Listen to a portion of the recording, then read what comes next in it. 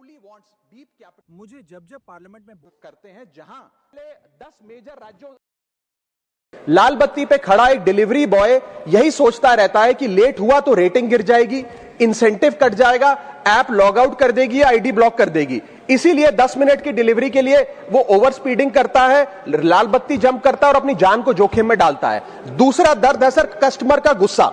Customer का harassment का भी एक परमानेंट डर इनके मन में होता है।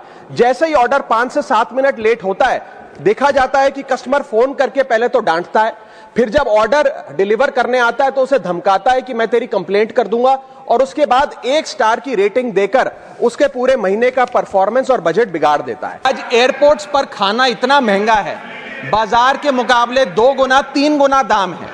एक साधारण सी पानी की बोतल जो 20 रुपए की बाजार में मिलती है, वो एयरपोर्ट के भीतर जाकर फूड आउटलेट पर 100 रुपए की मिलती है।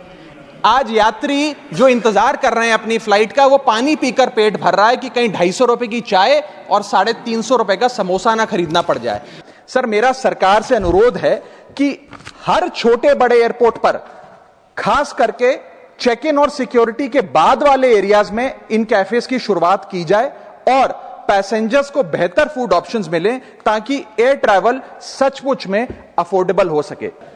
अगर भारत सरकार हर नागरिक को एडवांस्ड जनरेटिव एआई टूल्स जैसे कि chat GPT, Gemini, Grok, Claude को सभी उम्र के और हर वर्ग के स्थानीय भाषाओं में मुफ्त और सुरक्षित तरीके से उपलब्ध कराए, तो यह देश की प्रोडक्टिविटी कई गुना बढ़ा सकता है और लोगों का कीमती समय बचा सकता है। India is one of the only countries in major economies where 85% of our formal workforce has zero statutory inflation protection. We are at the mercy of the employer discretion and our own negotiation power to raise our salaries. इसके साथ साथ मुझे लगता है कि एक minimum increase based on inflation होना चाहिए। आज एक ऐसी टैक्सेशन रिजीम बन गई है जिसके अंदर कैपिटल गेन टैक्स बहुत हाई है, इंडेक्सेशन का बेनिफिट इन्वेस्टर को मिलता नहीं है, सरचार्जेस ज्यादा होने की वजह से टैक्स रेट शार्पली इंक्रीज हो चुके हैं और फ्रीक्वेंट चेंजेस के चलते इन्वेस्टर को सर्टेनिटी नहीं मिलती और एक व्यवस्था ऐसी बन गई है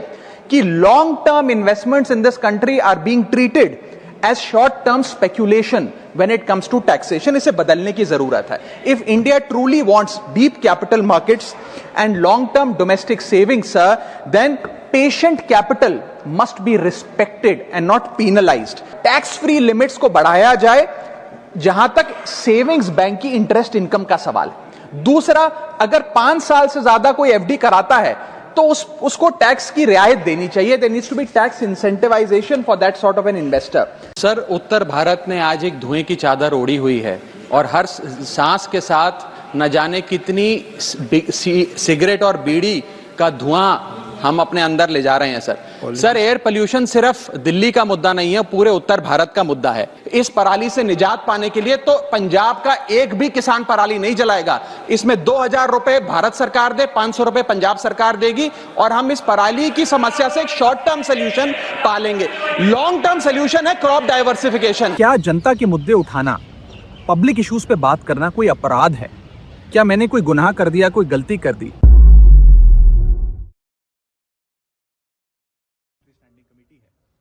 उसमें truly wants deep capital markets.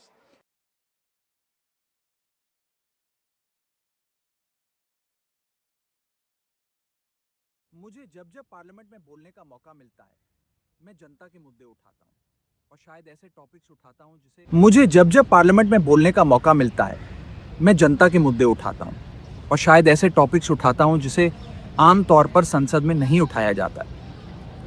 लेकिन क्या जनता के मुद्दे उठाना, पब्लिक इश्यूज पे बात करना कोई अपराध है?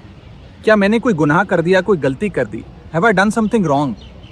ये सवाल आज मैं इसलिए पूछ रहा हूं क्योंकि आम आदमी पार्टी ने राज्यसभा सेक्रेटेरिएट को ये कहा है कि राघव चड्ढा के पार्लियामेंट में बोलने पर रोक लगा दी जाए। जी हां, आम आदमी पार्टी ने पार्लियामेंट को ये सूचित किया है कि राघव चड्ढा को पार्लियामेंट में बोलने का मौका ना दिया जाए। अब भला कोई मेरे बोलने पर रोक क्यों लगाना चाहेगा? मैं तो जब बात करता हूं देश के आम आदमी की बात करता हूं।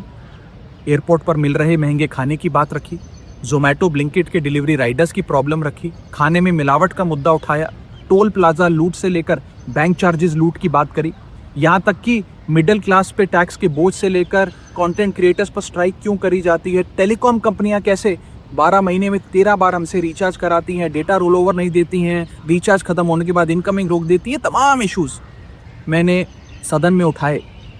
और ये मुद्दे उठाने के बाद देश के आम आदमी का तो फायदा हुआ, लेकिन इससे आम आदमी पार्टी का क्या नुकसान हुआ? भला कोई मुझे बोलने से क्यों रोकना चाहेगा? कोई मेरी आवाज को क्यों बंद करना चाहेगा?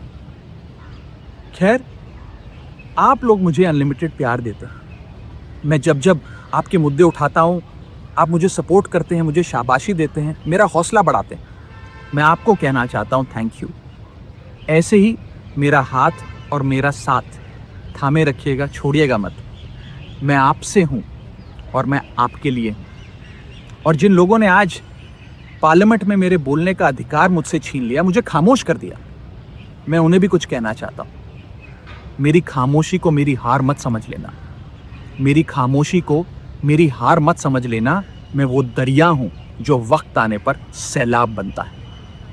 जय हिंद। करते हैं जहां उन्हें खाने पीने की चीजों की सबसे ज्यादा 10 मेजर राज्यों शहरों से शुरू करिए, महानगरों से और टियर 2 सिटी